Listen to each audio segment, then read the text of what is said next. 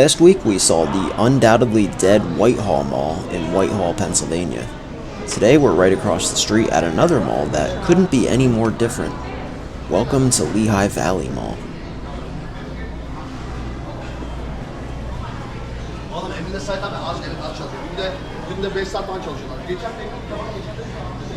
Developed by Kravco, the $30 million Lehigh Valley Mall opened in October 1976, about 2 miles north of downtown Allentown. The mall was originally anchored by Bamberger's and JCPenney. A third anchor, Wanamaker's, would open in August 1978. Other early tenants included CVS, Spencer's, and General Cinema.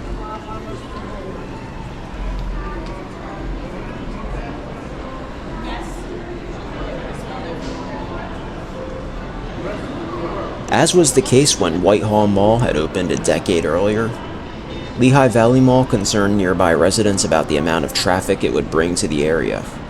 In fact, according to a July 1976 article, due to complaints from neighbors, Whitehall Township Commissioners voted 3-2 to barricade the western ends of St. Paul and Summit Streets, residential roads located just east of the mall, to prevent shoppers from using them as access points to get to the mall. The article suggested that Kravco was considering legal action against this decision, and the Solicitor General did warn that legal precedents generally allowed developers to utilize nearby streets for access. If those barriers ever actually were put in place, they couldn't have lasted long. Aerial imagery from 1981 shows no barriers on those streets, and there certainly aren't any there today.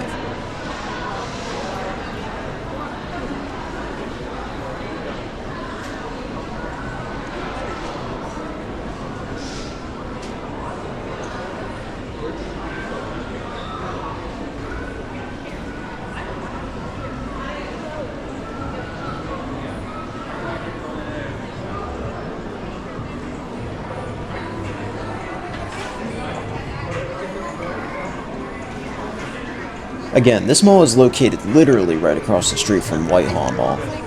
And in 1977, Kravco purchased a 50% stake in Whitehall Mall. You might wonder, why would they want to own two malls right next to each other? Surely Lehigh Valley Mall must have killed Whitehall Mall as soon as it opened, right?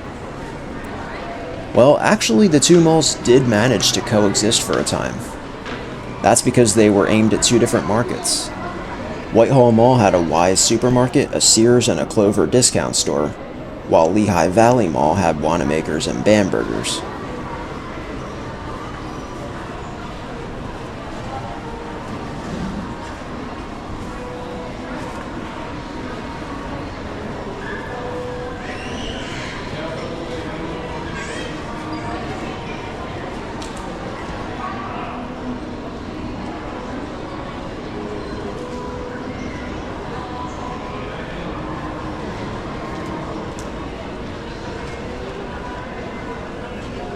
Bamberger's, of course, became Macy's in 1986, while Wanamaker's became Hecht's in 1995.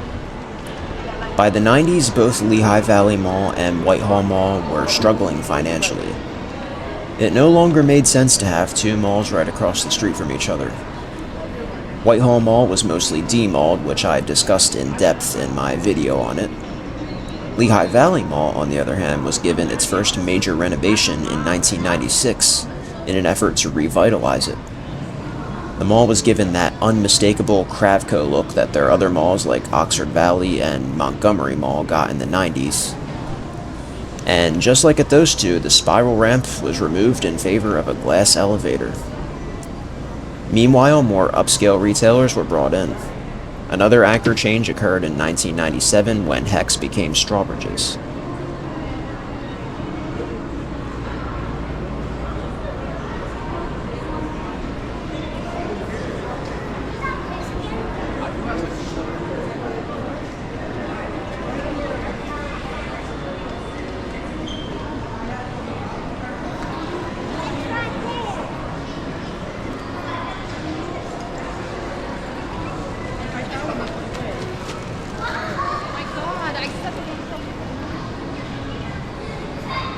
In 2002, the 8-screen General Cinema Theater was rebranded as AMC following AMC's acquisition of General Cinema that year. However, before long, AMC chose to close the theater. While 8 screens was considered a lot back in the 80s, it no longer met modern expectations by 2002.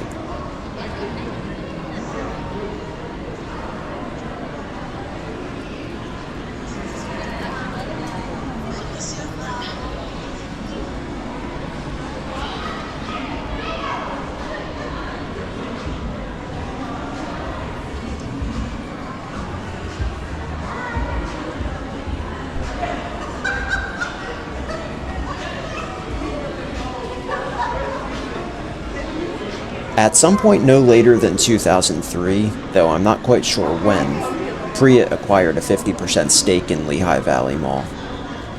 In 2003, Kravco's 50% stake was acquired by Simon, and to this day the mall is still co-owned by PREIT and Simon, with Simon handling mall management. This is a similar arrangement to Springfield Mall in Springfield, Pennsylvania.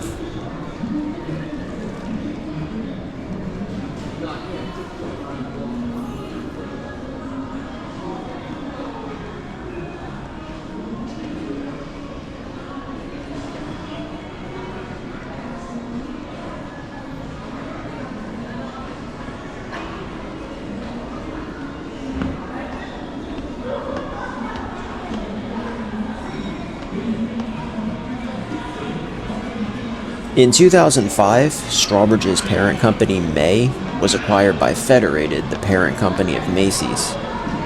Macy's didn't want 2 stores at Lehigh Valley Mall, so they closed the Strawbridges in 2006. But the space wasn't vacant for very long, with Boscov's moving in later that year.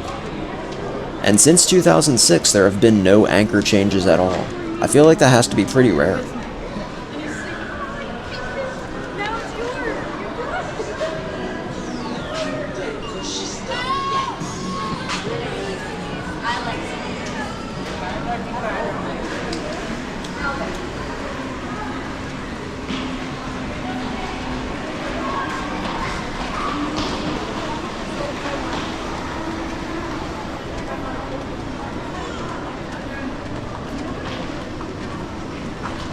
In 2007 brought the addition of a 110,000 square foot outdoor lifestyle center, which included upscale retailers such as Pottery Barn, Sephora, Coach, Apple, Chico's, Coldwater Creek, J. Crew, and Ann Taylor.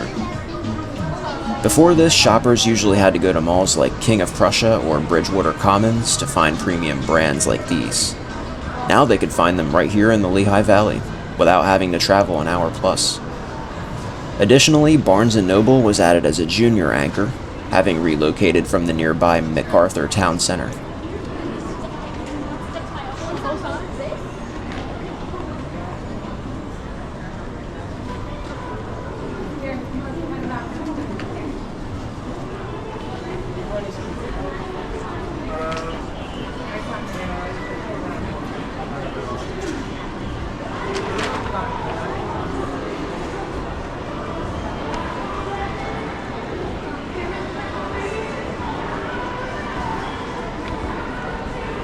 Today, Lehigh Valley Mall is thriving.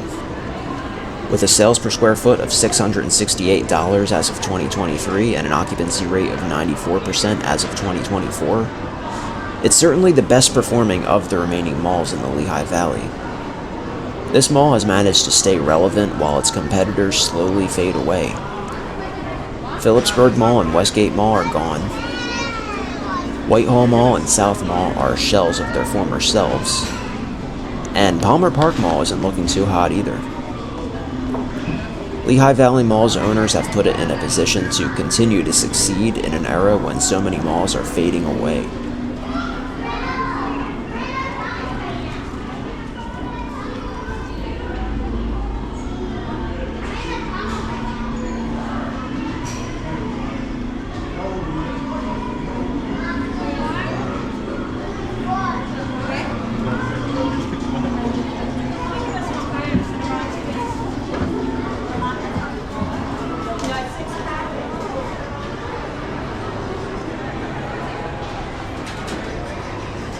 One thing that does stand out to me is the lack of a proper food court. I'm surprised one wasn't added during the 1996 renovations, considering that Oxford Valley Mall and Montgomery Mall both got one around the same time. That's not to say there's any shortage of eateries around the mall. There's Chick-fil-A, Annie Ann's, Cinnabon, Ray's Pizza, and more. Not to mention several actual restaurants like Bonefish Grill, Chipotle, Cheesecake Factory, and Iron Hill Brewery. I just find it surprising that such a large and busy mall doesn't have a dedicated food court area.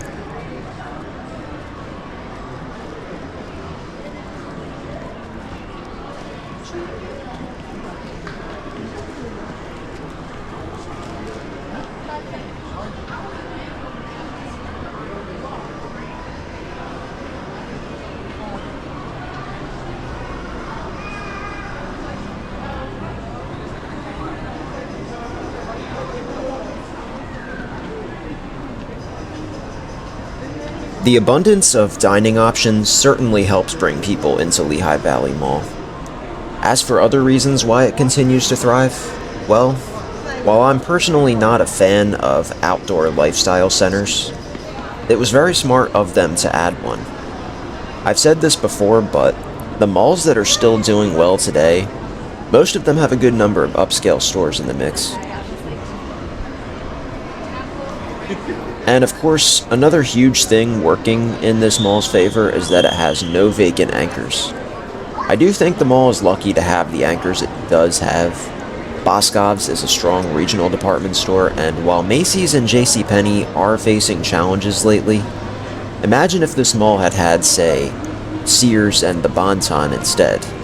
It would have certainly lost two anchors in the last few years, and that would have been pretty tough to overcome. We've seen that scenario play out at so many malls. Anchors close, fewer people go to the mall as a result, then inline tenants end up shutting down due to a lack of foot traffic. Here at Lehigh Valley Mall, the opposite is happening. Foot traffic remains very high, and new businesses are still opening here. Dry Goods, Dunkin' Donuts, and Star Park were all scheduled to open soon as of my visit. The occupancy rate does still seem to be right around the 94% figure from 2024. Anyway, I don't want to keep talking just for the sake of talking, so for now, I'm gonna stop.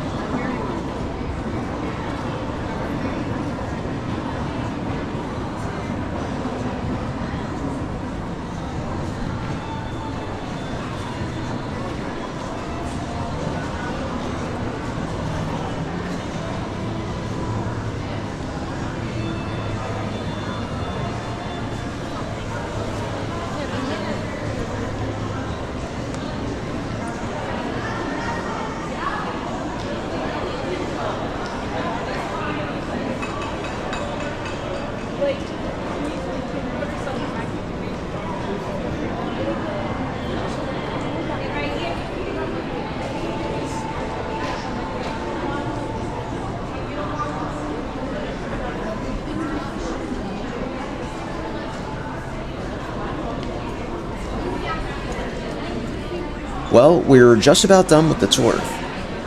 I really like Lehigh Valley Mall. I'd probably be here all the time if I lived nearby, and I definitely do look forward to visiting again in the future.